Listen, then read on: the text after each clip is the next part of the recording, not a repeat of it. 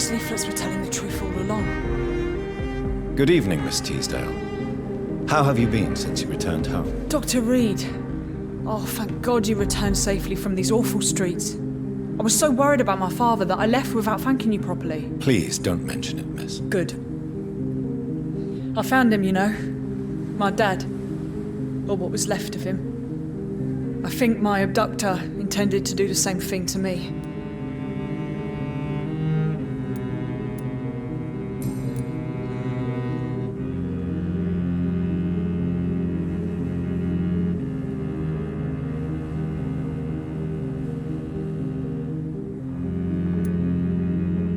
What do you do for a living, Miss Teasdale? Before my kidnapping, I was a waitress in a pub. Now I'm unemployed. Were you fired? No, it's just that after my recent experience, I don't feel like I can go back to my normal life. I need to do something useful.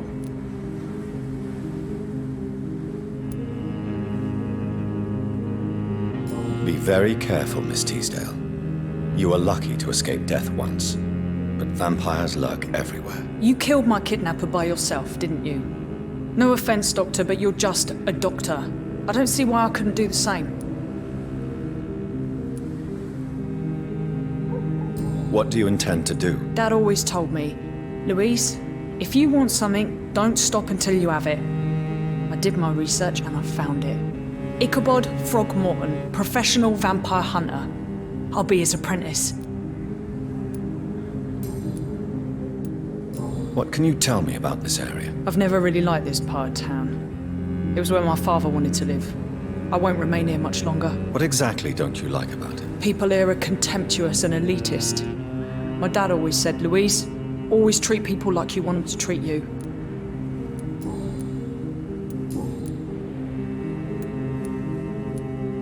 Louise, tell me what you really think about your father's sacrifice to save you. I'm proud he went after me.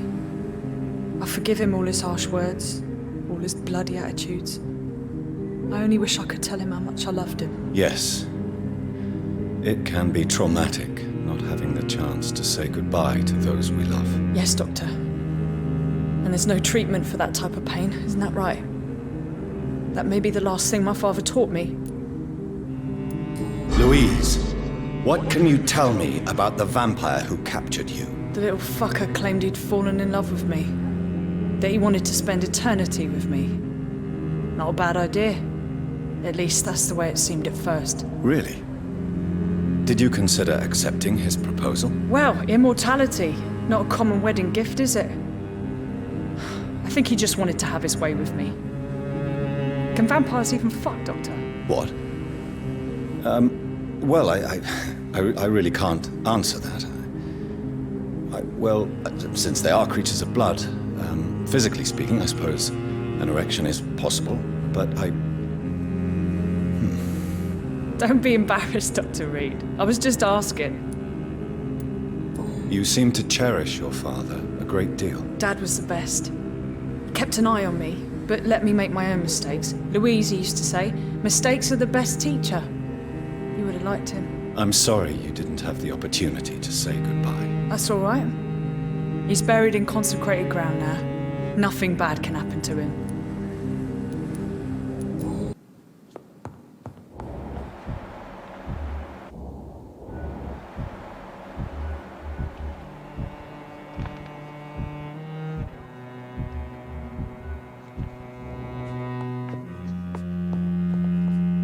I have a boat ready to go whenever I want. These hunters won't catch me.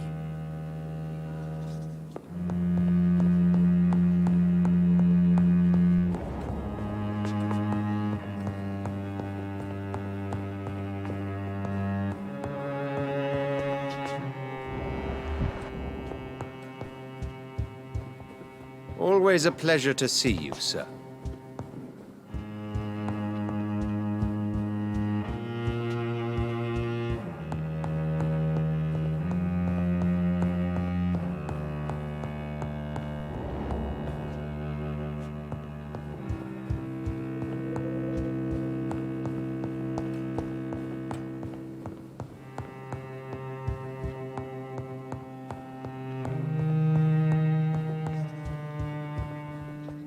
Elizabeth, What are you doing here? I've been formally asked to witness your triumph, my dear. After all, isn't it the natural role of a woman to support her man in victory? But it's you who insisted I join the Ascalon. Please forgive my giddiness. I'm just overcome by the thrill of finally being allowed within these hallowed halls. You certainly have an inquisitive mind. It's quite something. Elizabeth Ashbury, only you can make me smile in these difficult times. And the same to you, Jonathan Reed. Now go have your little chat with the chairman. I can see he's practically bursting to hear your report.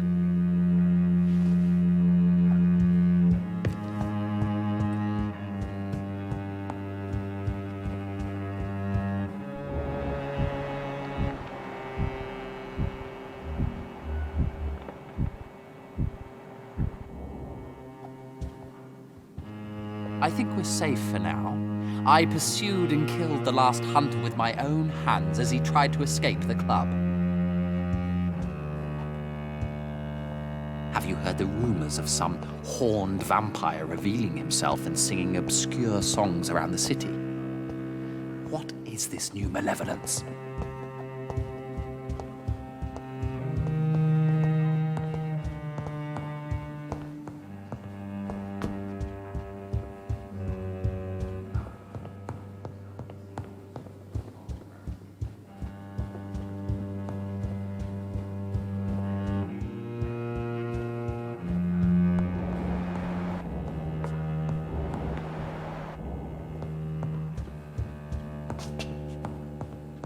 I know we're facing a crisis, but I'm shocked no one took the time to clean up the mess inside the club since we were attacked.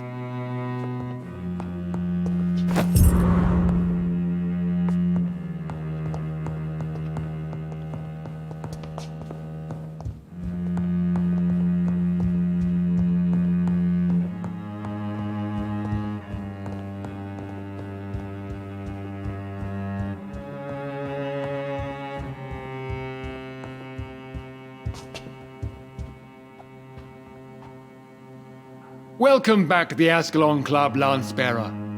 Please tell us the good news. Have you put an end to the epidemic? My hypothesis was correct. Doris Fletcher was the source of the contagion in this part of town. She was probably the first to be infected. And you cleansed her before the hunters, I've been told. Well done, Dr. Reed. You thrust your lance and pierced the very heart of the corruption.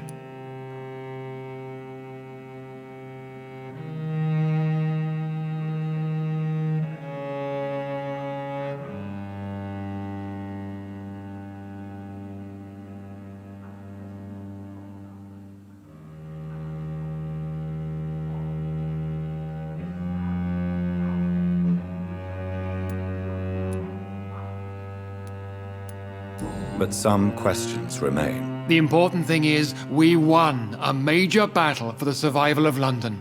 For that, we salute you. Thank you, my lord. Now, I have another task for you. One of the utmost importance. Perhaps even more so than the previous. I'm listening. It's time for you to perform a most sacred duty for the club.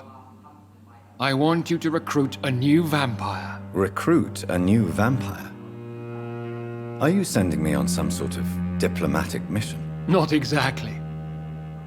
I want you to make Aloysius Dawson the Ekon he deserves to be.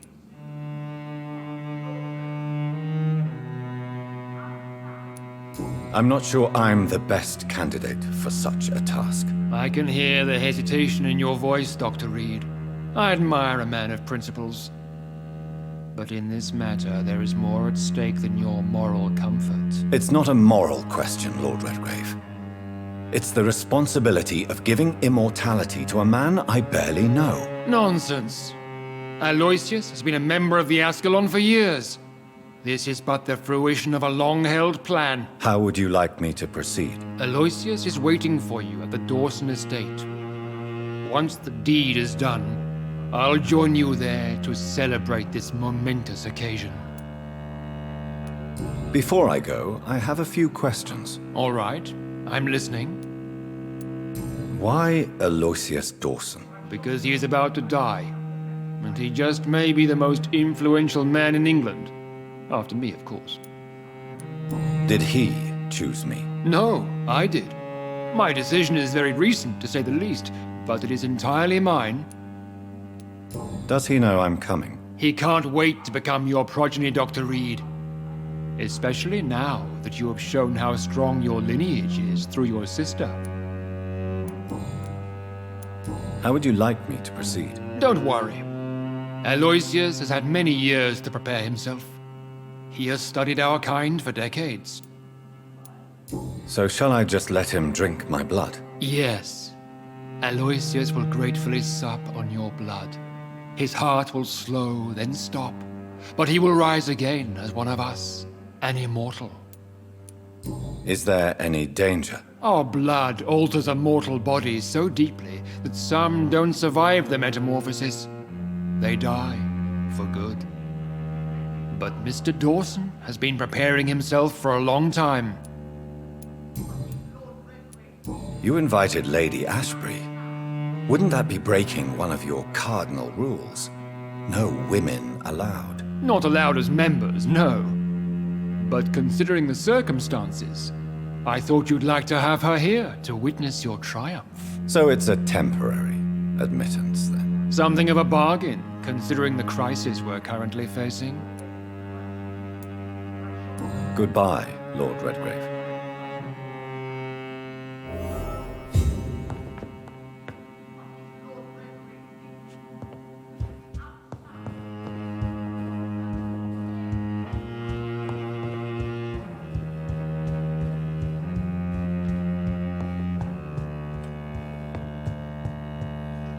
Are you all right, Jonathan? Lord Redgrave has just ordered me to turn Aloysius Dawson, to make him my progeny. I see. And how do you feel about this?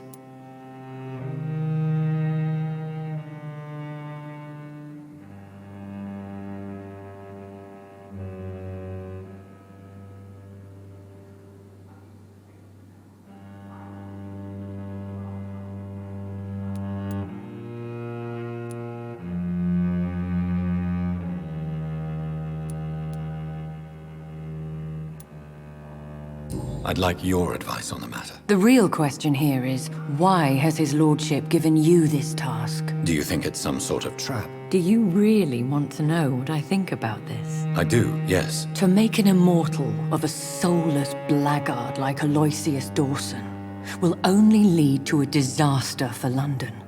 The man is already dead inside. Should I refuse? Perhaps politely suggest that Lord Redgrave turn the man into a vampire himself. Don't you dare, my dear. According to what I've recently discovered, his lordship could kill you for even broaching the subject. Really? Why? I've recently found proof that the Earl of Bristol is of lesser lineage and only capable of creating skulls. Please tell me more about your recent investigation. As long as you lower your voice. What would you have me do about Dawson? The man is dangerous. Did you know he plans to build a wall to separate the healthy rich from the sickly poor? Do not make him your progeny. What would you do? The man's dying already. Let the reaper harvest the rotten fruit that is his soul. Are you sure your information about Redgrave is correct? He says he's the progeny of the great knight William Marshall, who lived some 9 centuries ago. That's a lie. Lord Redgrave is unable to create anything but skulls, if the poor souls survive at all. How can you be sure the information was correct? I made the acquaintance of a most interesting informer while investigating your maker, from whom I learned the truth about Lord Redgrave. Why so vindictive? You suddenly sound like you're angry. Forgive me, Jonathan. I hate myself for it, but I feel such pride in my discovery. I'm afraid I just can't help it. Which is? He did serve William Marshall, and yes, the blood he covets as a token does truly belong to that legendary knight. But he was never his progeny. His lineage is not so noble. What would happen if I made Dawson an Ekon like myself? You would add a powerful immortal into a suffering world. An immortal who already craves authority. Maybe I could teach him control, like you taught me. Lead him down the right path. Mr. Dawson spent his life searching for a way to cheat death. I'm sure he has spent decades dreaming of how he'd spend eternity as a tyrant. Goodbye for now, Elizabeth. Goodbye, my dear. Please, be careful.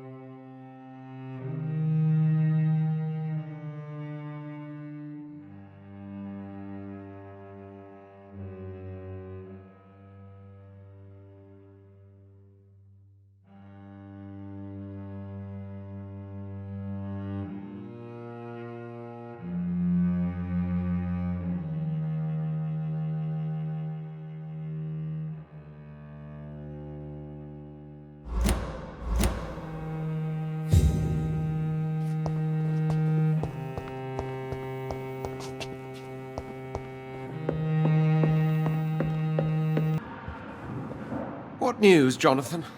I've heard you've now joined the vampire elite of London. Did Elizabeth tell you? So it's Elizabeth now. My. Things are moving quickly. I turn my back for a moment and away you go. Have you seen Lady Ashbury recently? Yes, she popped in yesterday. Told me about your new friends in the West End. Just a courtesy visit, then? Yes. And no. She was en route to the docks, I think, following a lead concerning your maker. I may have found the source of the contagion. Doris Fletcher, the actress. Thankfully, in the end, she was destroyed by fire. Really? Oh, please, do tell me more. Doris was a heavily mutated skull. Almost a new breed entirely. It's as if the disease had completely altered her mind and body. Highly contagious. As if the disease had taken control of her will? Yes. Once a beautiful and brilliant woman, she became motivated by hate alone. Oh, she was a beauty. I met her when she visited the hospital to cheer up the sick. Too bad the fire destroyed her. But it was probably for the best. Have you heard of similar cases? No, I don't think so. Except, perhaps, it reminds me of an old report from the Brotherhood.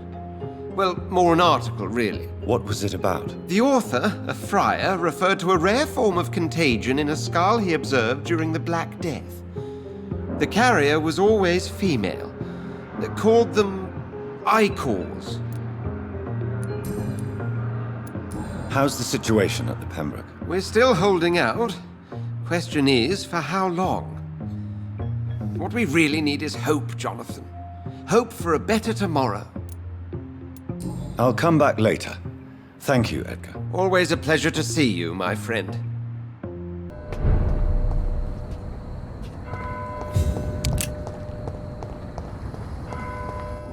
Dr. Reed, I am glad to see you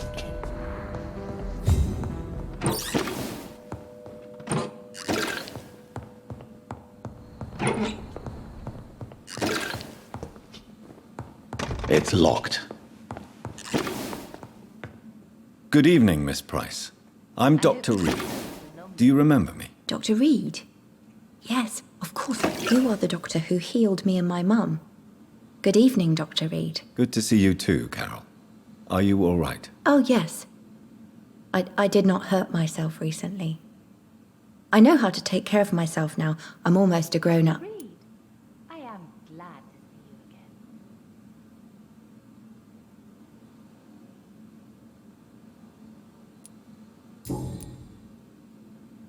Why are you awake at night, Carol? I am helping my mother in her shop. It's not easy, but I'm a grown-up I now. hope you can stay a little longer this time. I'm sure your mother is grateful for your help. I do the best I can. But I'm so clumsy sometimes. I drop things. I injure myself. It's a good thing my mother has the patience of an angel. Why is work not easy? Is something or someone bothering you? Oh no, most people are gentle with me. But I'm so nervous sometimes. I pay no attention and hurt myself. Good thing my mum learned first aid. What can you tell me of the people living nearby? I don't speak to many people, except our customers. I hope you can It's not easy to make friends. And with the epidemic, it's even more difficult. What can you tell me about the epidemic? Some of our regular customers have left London. Some others only send their housemaids now. Everybody fears the contagion. I am glad to see you. I've even seen men with weapons. Have you no friends at all? No. Mr. Nithercote used to pass by and was always nice to me. Does he not come by anymore? No. Mum said he was weird. Always reciting poetry about a girl he'd met in Whitechapel. A little longer this time. I wonder who this camellia may be.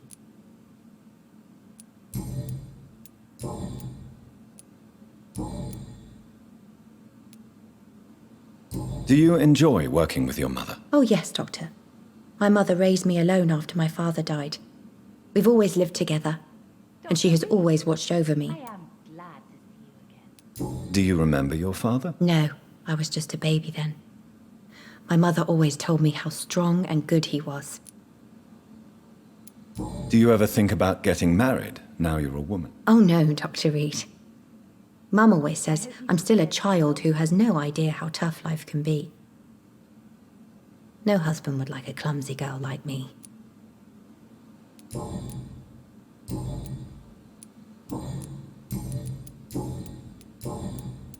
Have you ever met the famous Aloysius Dawson? Yes, a very strange man, not very nice. What do you mean? He said he was ready to pay good money for rare books, and then laughed at what we showed him. Goodbye, Carol.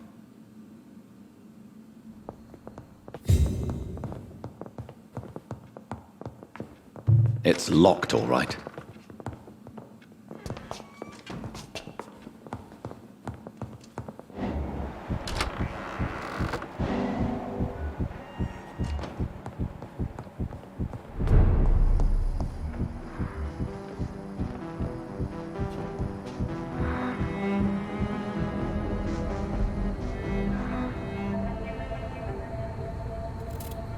Be careful, Carol. You're wasting good food here. Yes, Mother. I said be careful, child.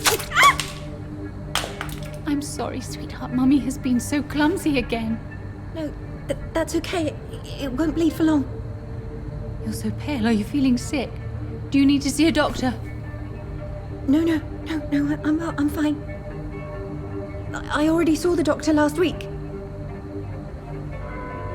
Don't be silly. You must see a doctor. Just don't tell him how clumsy your mummy is, all right? I love you so much, my baby. I love you too, Mother.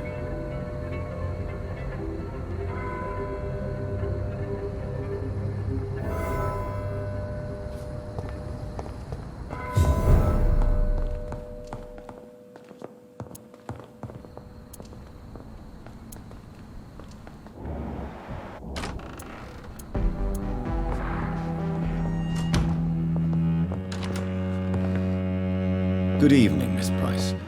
How are you tonight? Dr. Reed, I didn't know you had returned from the war. I had a new doctor when you left, but he's not as kind as you. Always glad to see a former patient in good condition. It's been a long time. Too long indeed.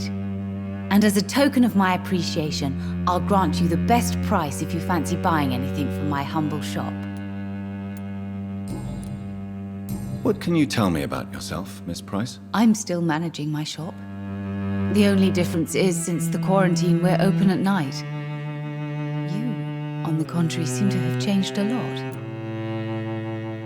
Really? Have I changed that much? It must have been the war and the night shifts since my return. Don't get me wrong, Dr. Reed, you're still handsome. Just maybe a little bit wiser, more serious. It suits you well. Tell me more about yourself. No new fiancé? I remember you were hoping to get remarried. I'm sure you must have a few suitors. Who would marry an old bat like myself with a grown daughter and a little business?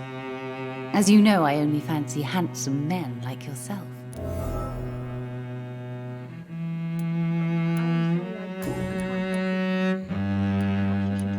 Have you noticed anything in particular in this part of town recently? Other than you coming back to cheer me up? Nothing at all, Dr. Reed. Carol's gratitude is exemplary.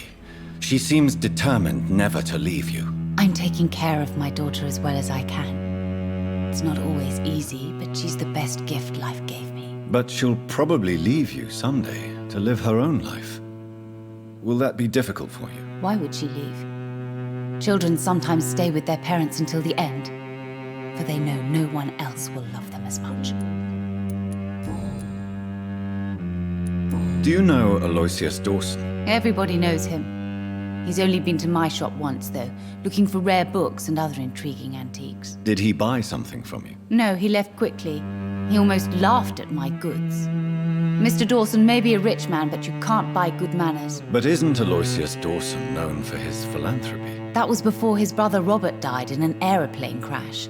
Since then, the remaining twin has turned into a heartless tycoon.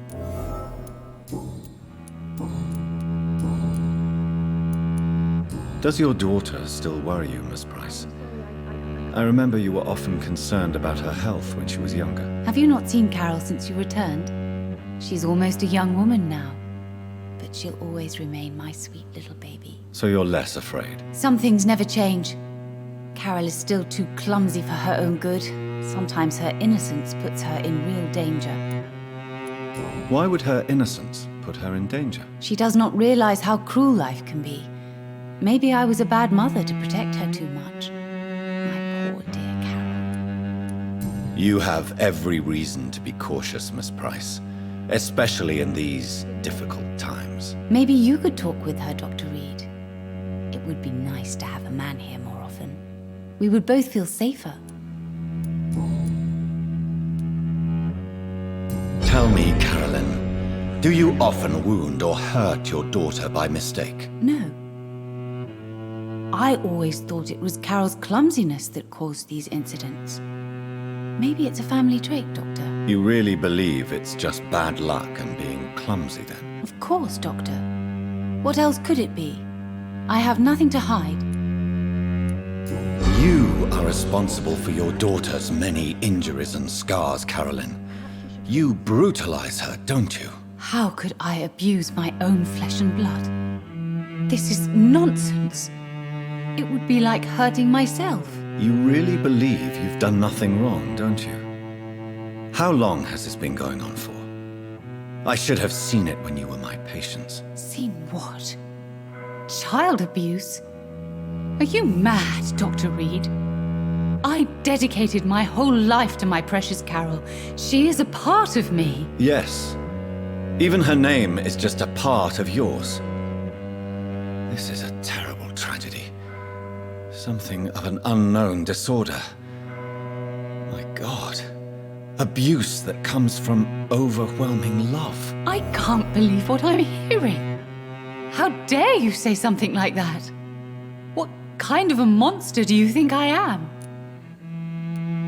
Speak to me, Carolyn. Why do you behave like this? How does it make you feel to hurt Carol before cajoling her? I don't know. It makes me feel good to take care of my daughter. I need to feel useful. No one ever takes care of me. I need someone to take care of me. Do you realize Carol is a person? Not a toy, not a doll. The poor girl would put her hand in a flame to please you. You are both trapped in this toxic relationship. Carol and I are perfectly happy. Leave us be. How stupid I was to believe you could be a suitable husband.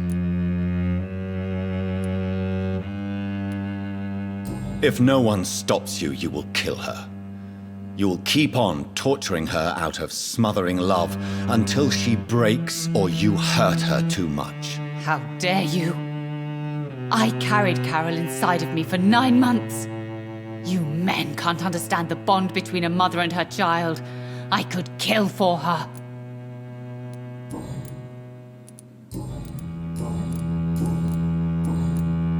Goodbye for now, Miss Price. I hope you can stay. Good evening, young lady. My mother always prefers when people simply call me Carol.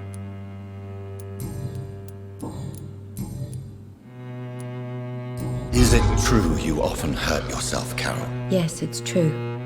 I try to behave, I really do. But one way or another, I always end up injured or wounded. I'm so stupid. Why would you be stupid? It's like I can't help getting under my mother's feet. That's how I end up being pushed, cut, or burned. You see, I'm a stupid girl, really. When exactly do these accidents happen? Ever since I was little. That's why I need to stay with Mum. I'm not capable of taking care of myself. You need to understand you are in danger, Carol. Your mother is responsible for all your injuries. That's a lie. She has always taken good care of me. She only gets irritated when I get under her feet. It's my fault. My mum loves me so much. Yes, Carol. Your mother believes she loves you as much as you're convinced she loves you. But you are both trapped in a toxic relationship that puts you in danger. What are you saying? That she lied to me all these years? That she wants me to be miserable? My mother has dedicated her life to my safety. Your mother is terribly sick, Carol. She suffers from one of the most sadistic attitudes I've ever encountered, and tortures you with a twisted sense of love. No, my mum loves me and only wants the best for me. It's my fault if I can never do anything right. She deserved a better girl than me. Goodbye, Carol. Good morning. Good evening, sir. I hope you can stay a little longer. Too many murders to investigate, but they will not be forgotten. Good evening, sir. May I ask you what you're doing here at this late hour? I'm conducting an investigation about the epidemic in this part of town. And who are you, sir? I'm Dr. Jonathan Reed from the Pembroke Hospital. May I ask who you are and why all the questions? I'm Detective Inspector Charles Albright from Scotland Yard. And I don't find your answers convincing. What is a Pembroke doctor doing in the West End at this time of night?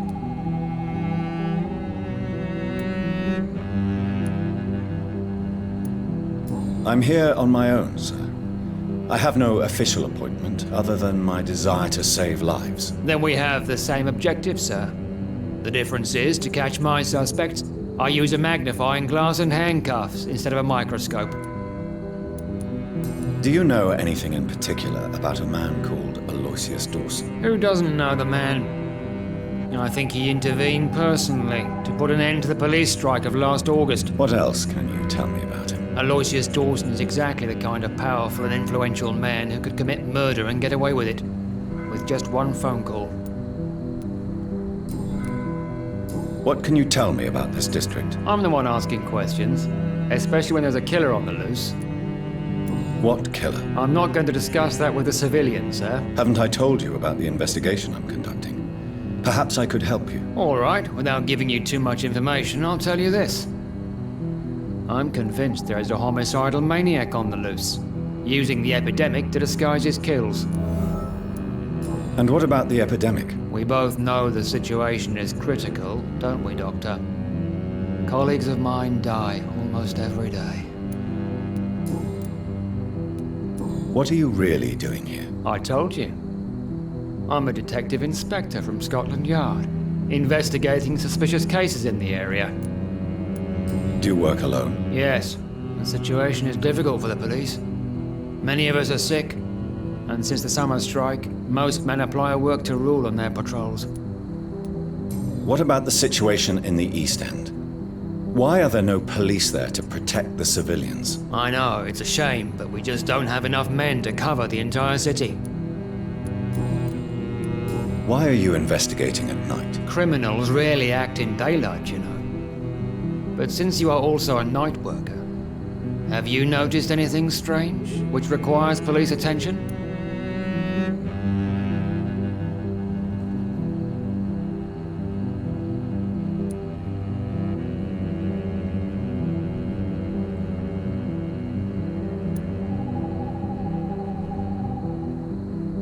I'd like to report a name, Inspector.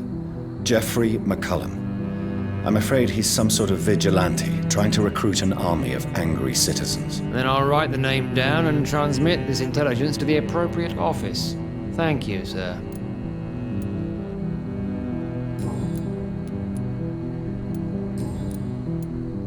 Tell me all you know about that homicidal maniac you're looking for. I'm not even sure there is only one. The wounds are always the same, but the modus operandi varies.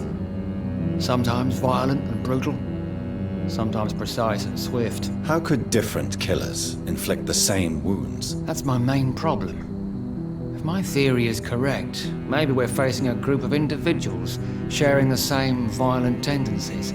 Perhaps a sadist cult. What are you investigating, exactly? Well, my 2 missing persons cases have been solved. By you, it seems. Are you just that lucky? Or do you know something I don't? I was lucky enough to find them both while conducting my investigation in this part of town. Why do I still have the feeling that you're hiding something? What about the abductor? Was it the same person? I don't think so. You had better interview Miss Teasdale and Mr. Kimura on that matter. All I did was to lead them safely home. What are you in? Well, I was. What? I don't. Goodbye, Detective Inspector Albright. Goodbye, Dr. Jonathan Reed. I'm sure we'll talk again soon.